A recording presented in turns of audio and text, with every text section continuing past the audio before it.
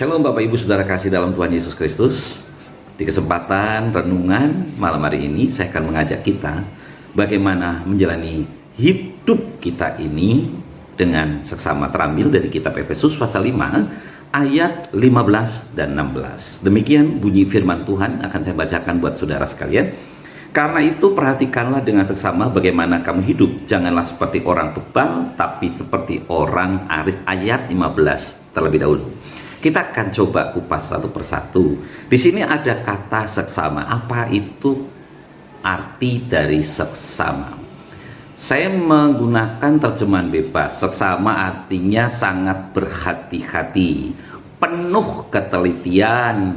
Firman Allah memberikan penjelasan atau pendekatan makna kehati-hatian atau ketelitian ini dengan perumpamaan hidup seperti orang arif dan jangan seperti orang bebal.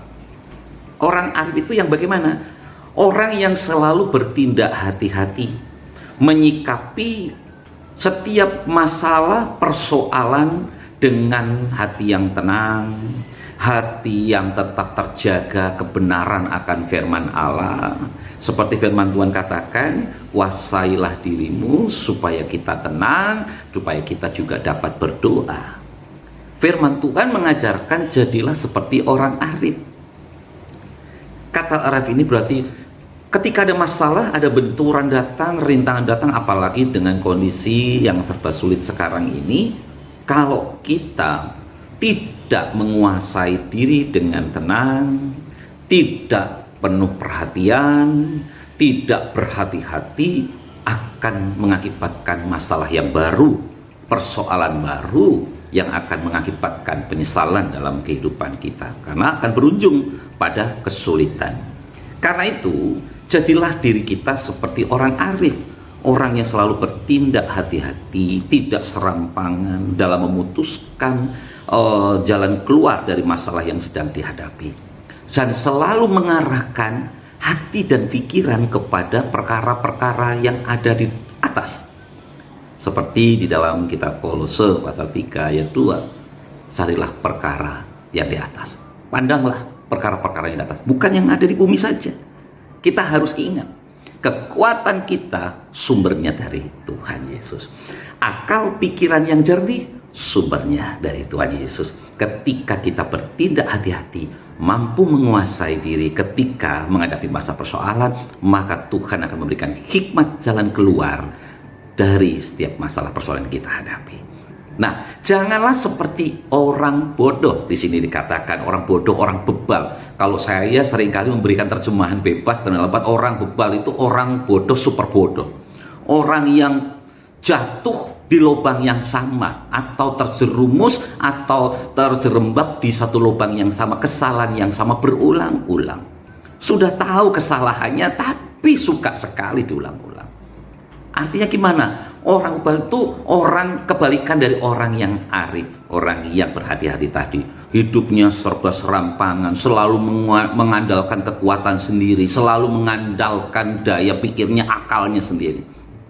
Mengabaikan perkara-perkara dari Tuhan, menjauhkan diri dari perkara-perkara dari Tuhan, menganggap sepele doa, menganggap sepele berharap, menganggap sepele arti bergantung dan berharap pada Tuhan.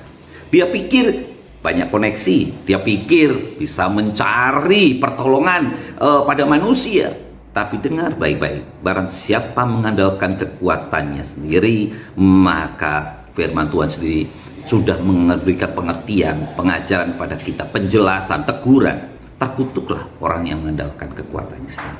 Orang yang bebal akan cenderung menghasilkan hasil-hasil yang akan membuat dirinya menyesal.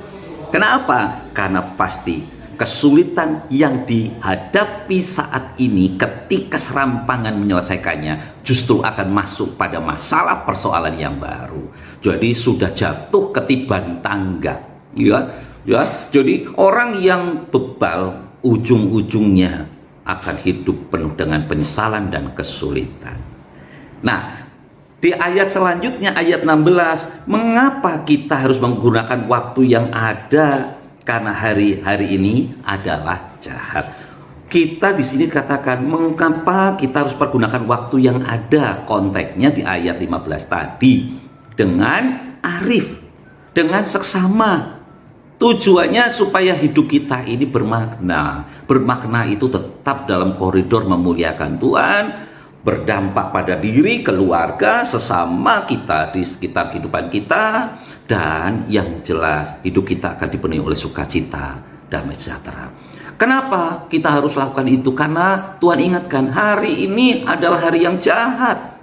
Kalau kita tidak seksama dalam menjalani kehidupan, tidak berhati-hati, tidak bijaksana, maka justru hidupmu akan semakin jauh dari perkara-perkara Tuhan, jauh dari pertolongan pemeliharaan Tuhan, jauh dari karya Tuhan yang memang Tuhan sudah sediakan buat kita. Karena itu Bapak Ibu Saudara, marilah hidup dengan seksama, jadilah orang yang selalu berkenan dan layak untuk menerima tanggung jawab yang lebih besar dari Tuhan. Tuhan Yesus memberkati. Shalom, God bless you all.